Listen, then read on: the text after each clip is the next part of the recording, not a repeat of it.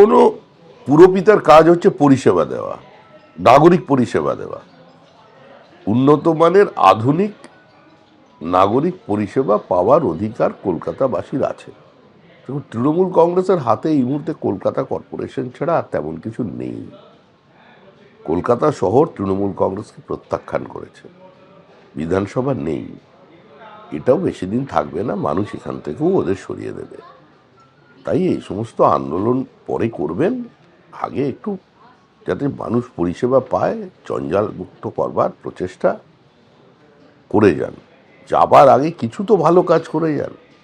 এতদিন লুট চলেছিল, এবার একটু ভালো কাজ করলে একটু প্রায়শ্চিত্ত হলেও হতে পারে, সেটা করুন, কাজে দেবে। স্ক্যানারে অভিষেক বন্দ্যোপাধ্যায়ের সম্পত্তি 188 এ হরিশ মুখার্জি রোডে শান্তিনিকেতনে সেই ঠিকানায় নোটিশ পাঠানো হয়েছে। তার কোম্পানি এবং তার আত্মীয়ের বাড়িতে মোট 17টা নোটিশ পাঠানো হয়েছে। শান্তিনিকেতনে লিপস অ্যান্ড বাউন্সের নামে নোটিশ পাঠানো হয়েছে।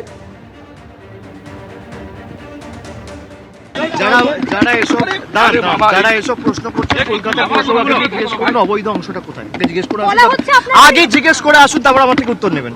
আপনি স্পেসিফিক্যালি জিজ্ঞেস করুন কোন অবৈধ অংশ, যে অবৈধ অংশ মার্ক করে দেবে উত্তর আমার থেকে নিয়ে যাবেন।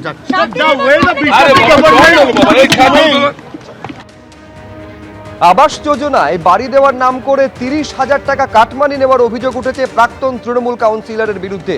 সেই অভিযোগের প্রেক্ষিতে এবার দায়ের হলো এফআইআর। ঘটনাস্থল পুরুলিয়া পুরসভার প্রাক্তন তৃণমূল কাউন্সিলর বিভাস রঞ্জন দাসের বিরুদ্ধে অভিযোগ সামনে এসেছে, যদিও তিনি নিজে সেই টাকা নেওয়ার অভিযোগ অস্বীকার করেছেন।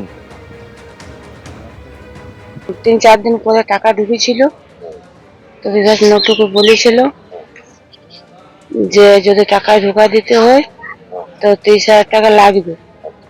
তো নটু আমার ঘর থেকে, আমার কাছ থেকে 30,000 টাকা নটু নিয়ে গেছে। নটু এসেছিল আমার কাছে, 3-4 দিন পরে আমার কাছে 30,000 টাকা নিয়ে গেছে। বাড়িটা করতে পারেনি, টাকা নেই। এইটা আমার গোটাটা অ্যাডভান্সটা দিয়েছিল, সেটা ভেঙেছি। অ্যাডভান্সটা দিয়ে এখন বাস আর ত্রিপাল দিয়ে এখন রাখা হয়েছে, কেন টাকার অভাব কারণে আমরা করতে পারছি না। আর এখন ভোটের পর আবার যে আছে বিভাসচন্দ্র দাসের অনুগামী নটু, সে আবার ধমকি দিচ্ছে যে আপনি ঘরটা স্টার্ট করেন না, এই করেন না, ওই করেন না, মানে আবার টাকা খুঁজছে। আমরা অস্বীকার করলাম যে আমার কাছে টাকা নেই, আমরা দিতে পারবো না আপনাকে টাকা। কি করে দেবো, আমরা তো ঘরটা স্টার্ট করতে পারি না টাকার অভাব কারণে।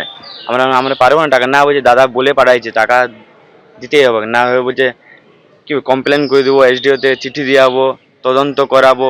আমরা বললাম ঠিক আছে, আমরা দিতে পারবো না, যেটা পাচ্ছ তোমরা করো, আমরা আস্তে আস্তে কাজ শুরু করবো, আমাদের টাকা হলে আমরা কাজ শুরু করবো। এবিপি আনন্দ, এগিয়ে থাকে, এগিয়ে রাখে।